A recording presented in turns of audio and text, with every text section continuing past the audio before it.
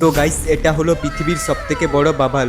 আর মজার বিষয় হলো এটা তোমরা বাড়িতে খুবই সহজে বানাতে পারবে। তাই আজকে আমিও এইটা বাড়িতে বানিয়ে দেখবো। চলো কি কি লাগে। প্রথমে একটা থালার মধ্যে অল্প পরিমাণ জল নিয়ে নিলাম।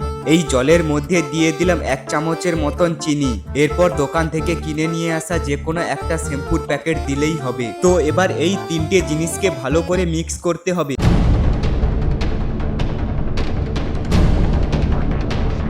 তো এখন এই তিনটে মিশ্রণকে ভালোভাবে মিক্স করা হয়ে গেছে। দুটো লাঠি নিয়ে দুই পাশে সমানভাবে দড়ি বেঁধে চৌকো আকার করে নিতে হবে। তো এবার তোমরা শুধু দেখো ম্যাজিক। তোমরা দেখে বিশ্বাসই করতে পারবে না যে এত বড় বড় বাবাল কি করে হয়। তো গাইস, আমার এই ছোট্ট মেহনতের জন্য তোমরা ভিডিওর মধ্যে একটা সাবস্ক্রাইব করে একটা লাইক করে দাও। আর তোমরা ভালোভাবে বুঝেই গেলে কত বড় বড় বাবালগুলো হচ্ছে। আর এই বাবালগুলো কিন্তু প্রত্যেকটা আলাদা আলাদা ভাবে বানানো হয়েছে, যে একবার ভিডিও করে বারবার দেখানো সেটা কিন্তু না।